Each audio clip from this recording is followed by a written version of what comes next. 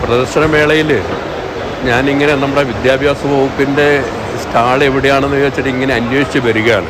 കാരണം കലാകാരങ്ങളായിട്ട് നമ്മളാണ്, വിദ്യാഭ്യാസ വകുപ്പിൻ്റെ സ്റ്റാളാണ് നമ്മുടെ ഈ യുവജന വിഭാഗത്തിൽ 1ാം സ്ഥാനം ലഭിക്കുന്ന സ്റ്റാളാണ് നമ്മുടേത്. കഴിഞ്ഞ വർഷവും അതെ, അതിനപ്പുറത്തെ വർഷവും അതെ. കോവിഡ് കാലത്ത് മാത്രമേ നമ്മളത് മിസ്സായിട്ടുള്ളൂ. പക്ഷേ അത് കാരണം നമ്മളെ ഈ മികവുത്സവം എത്രയാണ് എന്നുള്ളത് നാട്ടുകാരെ കാണിക്കുന്നതിനുള്ള ഒരു വേദിയായിട്ട് നമുക്കിത് ഉപയോഗിക്കാം. ഒരു ജില്ലാതലത്തിലുള്ള ഒരു വേദിയായിട്ടാണ്. അതിലെടുത്ത് പറയേണ്ടത് നമ്മളെ തെരു UP സ്കൂളിലെ കുട്ടി നമ്മുടെ കുരുന്നെഴുത്ത് എന്ന് പറയുന്ന ഈ കേരള സർക്കാർ പ്രസിദ്ധീകരിച്ചിട്ടുള്ള ഈ ബുക്ക്ലെറ്റിൽ നമ്മളെ തെരു സ്കൂളിലെ കുട്ടിയുടെ ഒരു എഴുത്തുകുത്തു പോലും വന്നിരിക്കുന്നു എന്നുള്ളതാണ് നമുക്കതിൻ്റെ അകത്ത് എടുത്ത് പറയേണ്ടത്.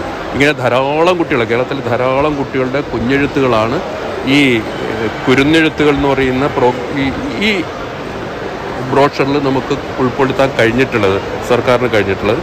അതിൽ തെരു സ്കൂളിലെ കുട്ടിക്ക് വന്നു, റിഹാനക്ക് അത് വന്നു എന്ന് പറയുന്നത് തന്നെ അതിനി നമ്മുടെ സ്കൂളിലെ മുഴുവൻ സ്കൂളിലെയും, കേരളത്തിലെ മുഴുവൻ സ്കൂളിലെയും ലൈബ്രറിയിലേക്കും ഈ കുരുന്നെഴുത്തുകൾ ഉണ്ടാകുമെന്ന് കാണുമ്പോഴും റിഹാനയുടെ സ്ഥാനം എവിടെയാണ് എന്നുള്ളതും അതിൽ തെരു സ്കൂളിലെ അധ്യാപകർ കാണിക്കുന്ന ഒരു ഇനീഷ്യേറ്റീവ് ഞാൻ അപ്രീഷിയേറ്റ് ചെയ്യാണ്. ഏതായാലും നന്നാവട്ടെ, ആശംസകൾ.